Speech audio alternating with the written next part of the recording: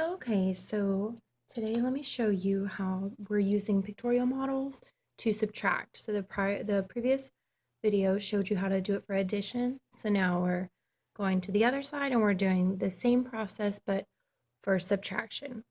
So the concept is the same, but obviously we're doing a different thing. So there's some differences. So we can do, let's just start with like very basic to show you the process, like 4 minus 2. So we would draw 4. So then we're not going to draw the 2. So a lot of students make the mistake of also drawing the 2 because in addition we drew both numbers. But as you know, in subtraction, we're taking away.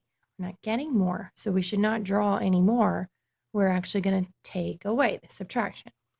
So the second number just tells you how many we're going to be taking away. So the way that we're having them show that they're taking away or subtracting is just by putting a little X on however many we subtract.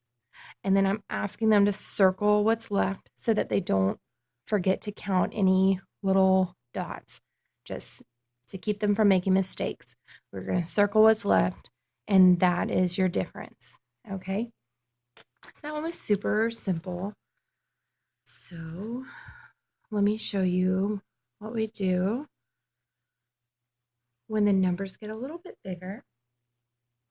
We could do, let's do 16 minus 4. Okay, so for this, we're going to draw it in pictorial. When we draw 16, we draw, a stick, or we call it a long for the tens, 1 10. So you draw that, and then 6 ones, 2, 3, 4, 5 in a row come down for 6. And again, do not draw the second number. That tells us how many to take away. So that's how many we're going to put an X on. 1, 2, 3, 4. Circle everything that's left, not just the ones, but the 10 too. Okay, and then we can see that what's left is 1 10 and 2 ones. So our difference here is 12. Okay, I'm going to show you a little bit trickier. So the next one really gets them ready for borrowing when we get a little bit further ahead. We'll start borrowing from another column in regular subtraction. So let's do 13 minus 7. Okay.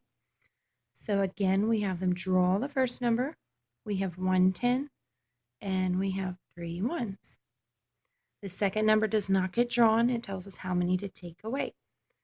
So we're asking ourselves, do I have 7 ones to take away? No, I do not. So what I need to do is get this 10, and we're going to break it up from being a stick of 10 ones, break it up into ones. So we just put a little symbol on it like that to remind us that we're going to break it up. So I'm not going to have a 10 stick anymore. Instead, I'm going to change it to 10 ones.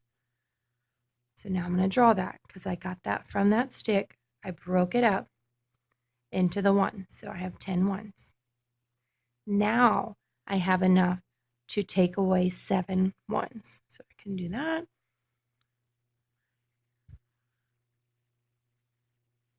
Circle everything that's left. And I'm left with 6 ones.